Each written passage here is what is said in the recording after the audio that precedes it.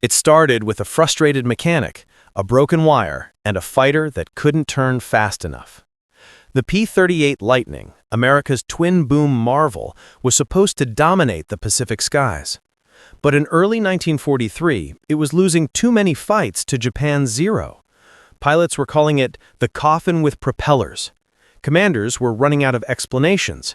And deep in a remote airfield somewhere on New Guinea, one man with grease-stained hands decided he had seen enough. Sergeant Bill Mac Mackenzie was no pilot, no engineer. He was a mechanic who'd been fixing airplanes since before the war. He knew every bolt, every cable, every whining sound an engine could make. He also knew when something just didn't feel right. Every day, he watched pilots return from dogfights, drenched in sweat, their P-38s riddled with bullet holes. And every evening, he'd hear them cursing the same words, "We can't turn with the damn Zeros." The Zero was lighter, more agile, and deadly in a tight loop. The P-38 could climb fast, dive hard, and hit like thunder. But in a close fight, it was sluggish. Something was wrong. It wasn't the engines. They were perfect. It wasn't the guns. They were devastating. Mac started suspecting the problem was mechanical, hidden somewhere in the control lines that linked the pilot's movements to the twin tails. One humid afternoon, as he checked the flaps on a damaged Lightning, he noticed the control cables felt stiff, almost jammed. The tropical heat had expanded the cables, and the mechanics had been over-tightening them to keep the controls safe. But that made the ailerons and elevators respond slower, exactly what could make the plane lose precious seconds in combat. Mac frowned.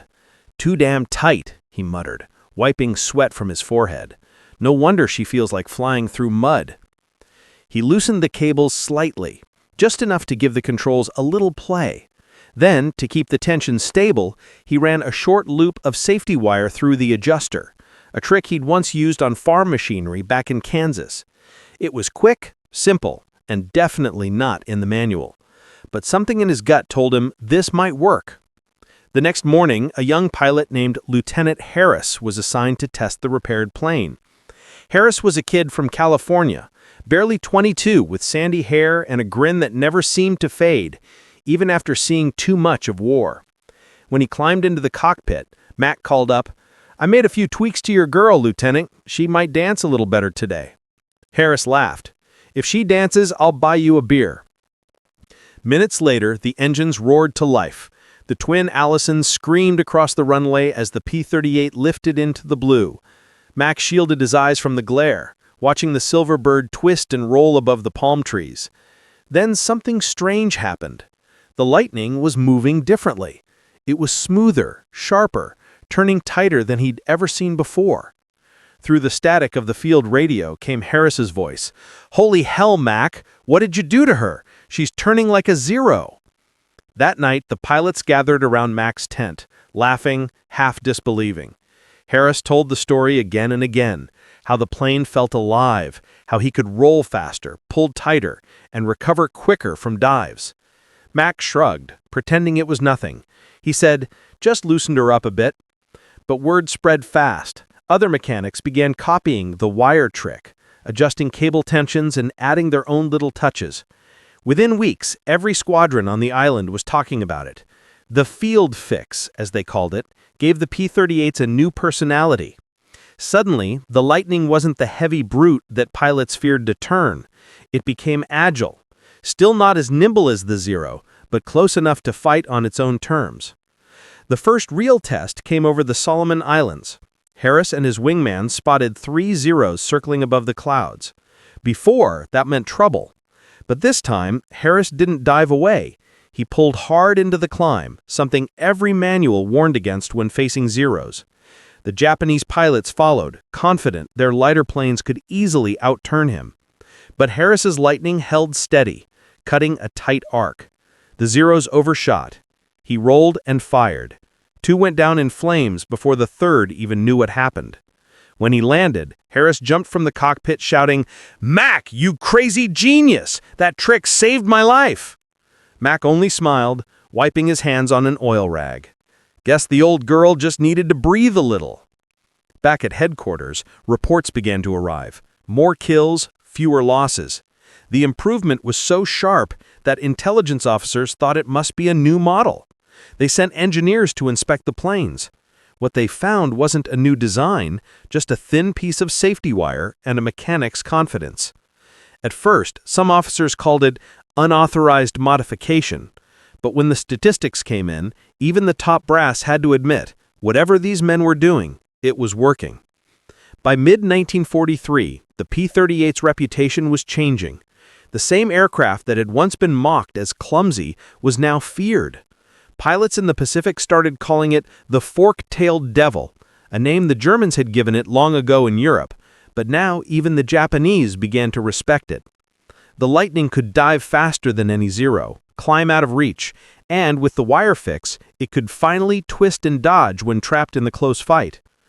In every dusty airstrip and jungle hangar, mechanics copied Mac's idea, adding tiny variations.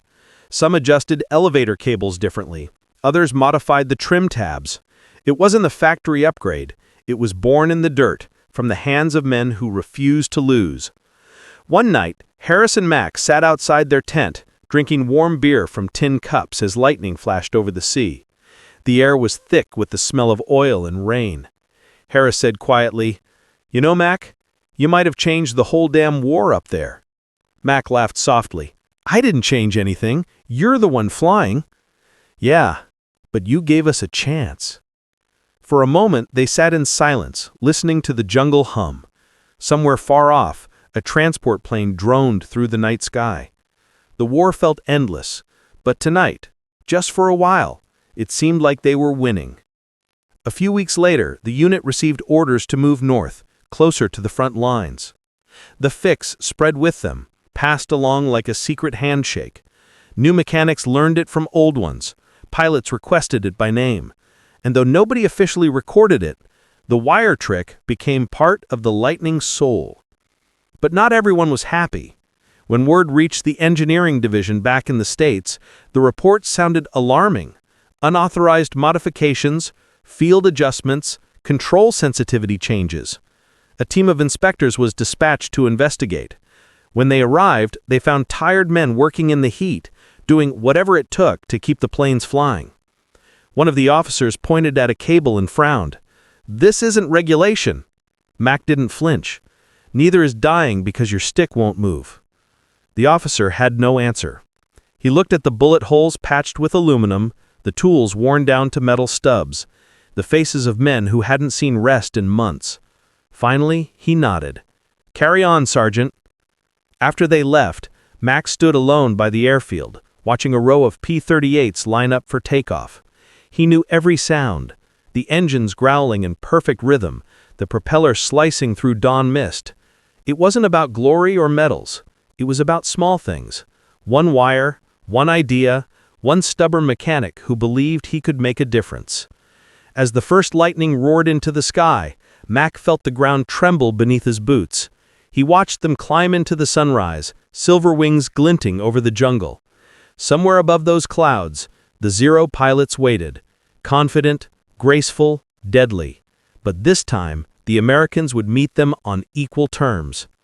And the difference between victory and death was just a thin wire and the courage to try something no one else dared to try. The Pacific sky was burning. By late 1943, the P-38 Lightning had become more than a fighter. It was a legend. Every squadron from New Guinea to the Philippines wanted them. And with Mac's wire tricks spreading like wildfire, the Lightnings were no longer underdogs. They were hunters. Lieutenant Harris was leading his flight now, Devil 1. His P-38 carried a streak of faded paint along the nose, a mark of 5 confirmed kills. To him, every dent, every scratch on the metal skin told a story. He still trusted only one man to touch his plane, Mac McKenzie. The sergeant had followed the unit north, still fixing, still tinkering, still believing that small things could make big changes. Their base was a muddy stretch of coral and crushed rock on a remote island. Palm trees stood like burnt sticks, and the air smelled of gasoline and rain. It was far from home, but this was where the tide of war had begun to turn. One afternoon, as the heat shimmered above the airstrip, a runner came racing from headquarters. "Scramble! Radar's picked up a formation heading this way, maybe 20, maybe more." Engines coughed to life. Pilots ran, helmets in hand, sweat pouring down their faces. Harris climbed into his P-38, the familiar roar filling his ears like thunder. Mac gave him a quick thumbs up from the ground. "Don't make me fix her again tonight," he shouted. Harris grinned. "No promises." Moments later, the twin-boomed fighter tore down the strip and lifted into the sunlight. Ahead, the Pacific stretched endless and blue, but somewhere out there, invisible in the glare, the enemy was coming. At 12,000 feet, Harris spotted them. Dots against the horizon. Zeros. 20 at least, maybe more. The Japanese formation moved in tight symmetry, disciplined, deadly. The Zeros had ruled these skies for years, but not today, not against this new kind of lightning. "Devil flight, spread out," Harris barked over the radio. "Pick your targets, and don't you dare turn your backs." The Zeros dove first, sunlight flashing off their wings. For a heartbeat, he saw them coming, perfect arcs of silver death. He rolled, pulled, and climbed into the attack. The lightning responded instantly, smooth and fast. The wire fix made every move feel alive. Bullets tore past his canopy. He cut across the enemy's path, squeezed the trigger, and the nose guns erupted. One Zero exploded in midair, vanishing in smoke and fire. "Splash one!" Harris shouted. The fight became chaos. Blue sky, black smoke, and the scream of engines. The Lightnings were outnumbered, but not outmatched. For every tight turn a Zero tried, the P-38 matched it just enough to stay deadly. They no longer had to flee, they could fight. On the ground, Mac and the crew waited. The sound of the battle echoed faintly over the ocean, like distant thunder. Mac stood by the tool cart, staring at the sky, fingers capping against the wrench in his hand.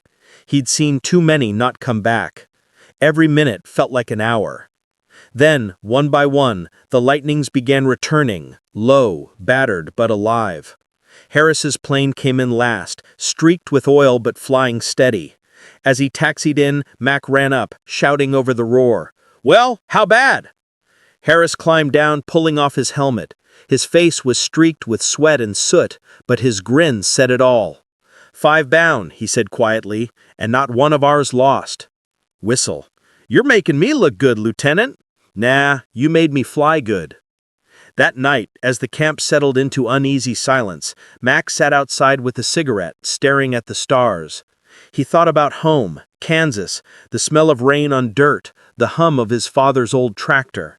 Who would have thought those same hands that fixed tractors would help change a war?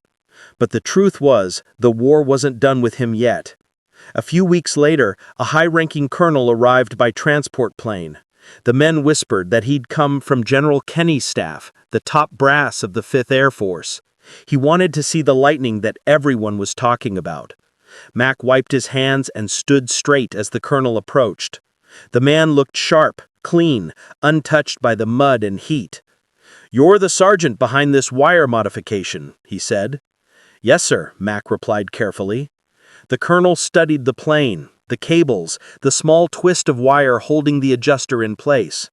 "You realize this isn't standard procedure, no official engineering clearance."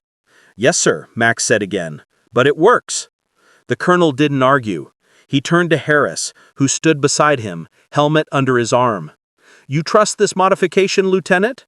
"With my life, sir," Harris answered, "and with the lives of every man flying beside me." For a long moment, the colonel said nothing.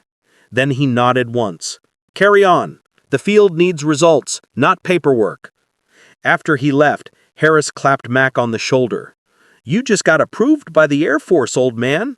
Mac smirked. "About damn time."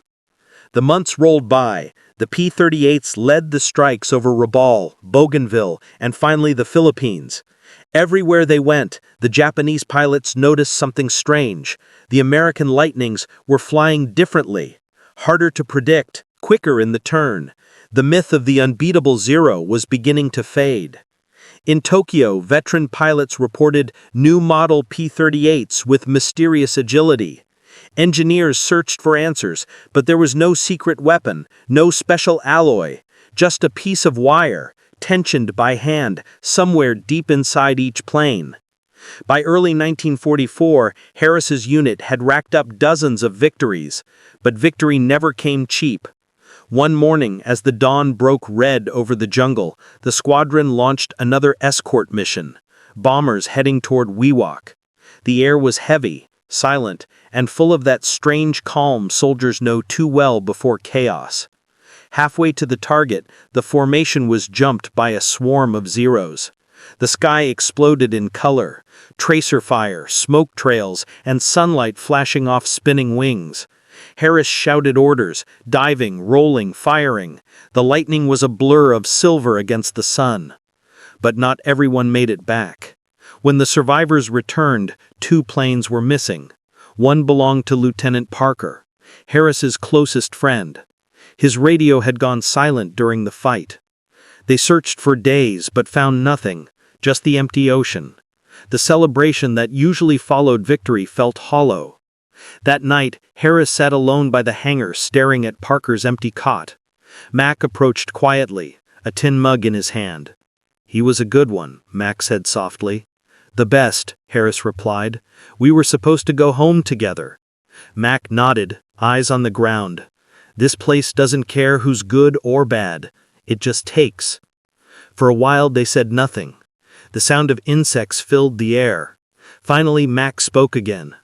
"You know, Harris, all this, the fix, the kills, the victories, it's not about beating them anymore. It's about getting you boys home alive." Harris looked up. "You think we will?" Mac managed a small smile. "One wire at a time." The next morning, Harris's squadron was launched. Leyte was chaos. Smoke and fire rose from the beaches as the invasion began. The P-38 Lightnings roared above, a silver streak cutting through clouds and enemy fire. Lieutenant Harris led the formation, his hands tight on the controls, eyes scanning the sky for the familiar black dots of Japanese Zeros. Each mission was a test, each encounter a gamble with death. The Japanese had learned something too. Rumors circulated among their pilots of the new American fighters that could outturn, outclimb, and outdive them. Confidence alone was no longer enough. They had to adapt. But for every adjustment, the Lightning seemed one step ahead, agile, lethal, and relentless. Harris dove toward a squadron of Zeros attacking a group of bombers. Tracer fire painted the sky red, smoke curling from burning engines. The P-38s responded like predators, twisting into formations that seemed impossible for a plane of their size. Harris fired his nose guns, taking down one Zero after another. Each burst was precise, honed by months of experience and the secret that gave them the edge, Mac's wire fix. Below, the beaches were alive with men and machines. Troops advanced under fire, tanks rumbled across sand, and artillery boomed in the distance. Every victory in the air meant lives saved on the ground. For Harris, the connection was clear. Every tweak Mac had made, every adjustment to the Lightning's controls, was now protecting his fellow soldiers. After another skirmish, Harris returned to base, exhausted but triumphant. 2 of his squadron hadn't come back. He walked among the planes, checking damages, speaking to mechanics, and feeling the weight of responsibility. Mac was there, calm as ever, hands still smeared with grease. "They didn't make it," Harris said quietly. Mac nodded. "We know the cost. That's why we keep fixing, keep improving. So maybe the next ones come back." In the following days, the P-38 pilots faced heavier resistance. Japanese tactics became more aggressive. Zeros attacked in waves, often coordinated with anti-aircraft fire from the islands below. The Lightnings, though, maintained their edge. Pilots had learned to trust the subtle responsiveness of the planes, to rely on every twist and roll enabled by the field modifications. One morning, a young pilot named Daniels joined Harris's squadron. Daniels was nervous, new to the war, and scared of the Zeros. "They say the Lightning can't turn like the Zero. I don't know if I can do this," he confessed, voice shaking. Harris smiled, placing a steady hand on his shoulder. "That's the point," he said. "You don't have to be faster, just smart. And remember, the plane isn't your enemy, it's your partner." When Daniels climbed into the cockpit, Mac inspected the cables. Every wire, every tension, every adjustment had been perfected through trial and error. "Trust her," Mac said. "She'll listen if you do." The first mission for Daniels was terrifying. Zeros swarmed from the clouds like dark shadows. His hands trembled, but the P-38 responded with the agility that had saved countless pilots before him. He twisted, rolled, and climbed, feeling the plane respond as if it knew his intentions. By the end of the encounter, Daniels had downed one Zero and survived the attack. Back on the ground, he was shaking, but he smiled through tears. "I don't know how it's possible. She's alive." Mac nodded. "She always was. You just had to learn to listen." As the weeks turned into months, the P-38s became central to every major engagement in the Philippines. Harris's squadron grew in reputation, feared and respected by both allies and enemies. Intelligence reports from the Japanese confirmed the same. The American Lightnings were no longer the lumbering aircraft they had underestimated. They had become predators, sleek and deadly. The wire modification, simple yet ingenious, had spread across the Pacific theater. Mechanics in every forward base were using it, adapting it, improving it. What started as one man's desperate field fix had become a tactical advantage that altered the course of battles. But with success came personal cost. Harris would never forget the faces of men lost, nor the feeling of guilt when missions returned with empty cockpits. Each victory carried shadows that reminded him of the price of survival. Mac understood this too. He had seen men die, planes crash, and dreams vanish in the fire of war. Yet he kept working, keeping the machines alive, knowing that each small fix could save lives. By the fall of 1944, Harris and his squadron were involved in the liberation of Leyte and preparation for Mindoro. The Japanese were desperate, sending every available aircraft to stop the Americans. Harris found himself in fights that were faster, longer, and deadlier than anything before. Every engagement tested his nerves, his skills, and the limits of the P-38. One battle over Mindoro, Harris faced a squadron of 12 Zeros alone. His wingman had forced to divert, leaving him exposed. Sweat streamed down his face, bullets tore past his canopy, and smoke filled the air. But the Lightning, with its perfect responsiveness, enabled maneuvers that would have been impossible in an unmodified plane. Harris rolled, twisted, and climbed, luring the Zeros into misjudging their positions. One by one, he downed 3, forcing the rest to retreat. When he landed, exhausted and shaking, Mac was there waiting. "You okay?" he asked. Harris slumped against the fuselage. "Thanks to you," he said. "She saved me. Again." Mac smiled, though his eyes betrayed the fatigue of countless nights spent under engines and wires. "She always listens," he said. "You just have to know how to talk to her." By the end of 1944, the Pacific theater had changed. The P-38, once considered clumsy and vulnerable, was now a symbol of American ingenuity and resilience. The simple wire fix had evolved into countless small adaptations, each one born in the heat of battle, by hands that refused to quit. It was a quiet revolution, invisible in reports, unglorified in history books, yet undeniable in its effect. For the pilots, each flight was a mix of fear, skill, and trust. The Lightning wasn't just metal and engines, it was a partner that could sense intent, a machine transformed by human insight. Harris often thought of Parker, Daniels, and the others who had flown beside him. They were part of the story too, their bravery intertwined with Mac's ingenuity. As 1945 approached, the Lightnings were spearheading strikes closer to Japan itself. Pilots who had once feared the Zero now flew with confidence. They knew the difference between a simple machine and one that had been perfected by experience, courage, and a mechanic's stubborn brilliance. Mac watched another formation take off, engines roaring, propellers slicing the dawn light. He thought about every wire, every adjustment, and every life it had saved. He knew that wars are won not just by strategy and numbers, but by small, human acts of ingenuity, by people who refuse to accept the limits imposed on them. The war was far from over, but the P-38s, guided by men like Mack and flown by pilots like Harris, had changed the rules. One simple field fix had turned a struggling fighter into a nightmare for Japan, and in doing so, had rewritten the story of air combat in the Pacific. And as the Lightning streaked across the horizon, Mack smiled. Every twist of wire, every tightened cable, every adjustment made in the heat of the jungle was proof of something he had always known. Ingenuity, courage, and human persistence could outmatch even the most feared enemy in the sky.